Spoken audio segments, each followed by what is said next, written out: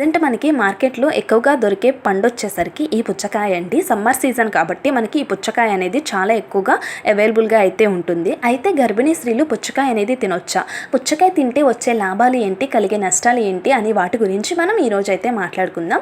First వచ్చేసరికి గర్భిణీ స్త్రీలు పుచ్చకాయ తినొచ్చా అంటే గర్భిణీ స్త్రీలు ఖచ్చితంగా పుచ్చకాయ అనేది తినొచ్చండి. ఈ పుచ్చకాయలో మనకి వాటర్ కంటెంట్ అనేది చాలా అధికంగా ఉంటుంది. అలాగే దీంట్లో పొటాషియం, మెగ్నీషియం, చాలా రకాల విటమిన్స్ అనేది ఉంటాయి.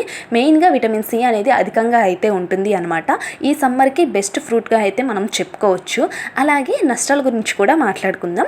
పుచ్చకాయ తినటం వల్ల ఎటువంటి నష్టాలు అయితే లేవు, కానీ కొంతమంది గర్భిణీ స్త్రీలు మాత్రం ఈ పుచ్చకాయ అనేది తినకూడదు. ఎటువంటి వారు అంటే ఎవరికైతే ఉమ్మనీరు అనేది అధికంగా ఉంటుందో వారు ఈ పుచ్చకాయ అనేది తీసుకోకపోవటం చాలా మంచిది. ఎందుకంటే ఈ పుచ్చకాయలో వాటర్ కంటెంట్ అనేది అధికంగా ఉంటుంది కాబట్టి ఇంకా ఉమ్మనీరు పెరిగే ఛాన్సెస్ అయితే ఉన్నాయి. ఉమ్మనీరు అధికంగా ఉంటే కడుపులో ఉన్న బిడ్డకి చాలా ప్రమాదం అండి. కాబట్టి ఉమ్మనీరు ఎక్కువగా ఉన్న వాళ్ళు ఈ పుచ్చకాయ అనేది తినకండి.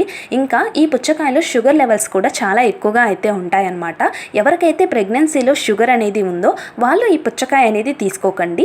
ఈ పుచ్చకాయ తీసుకోవటం వల్ల మీ షుగర్ లెవెల్స్ అనేవి ఇంకా బాగా పెరిగే అవకాశం అయితే ఉంది. కాబట్టి ఉమ్మనీరు ఎక్కువగా ఉన్న వాళ్ళు, షుగర్ లెవెల్స్ అనేవి అధికంగా ఉన్న వాళ్ళు ఈ పుచ్చకాయ తినకపోవటం మంచిది. మిగిలిన గర్భిణీ స్త్రీలు అందరూ కూడా చక్కగా ఈ పుచ్చకాయ అనేది తినచ్చు. నా ఇన్ఫర్మేషన్ నచ్చితే నా వీడియోకి లైక్ చేయండి.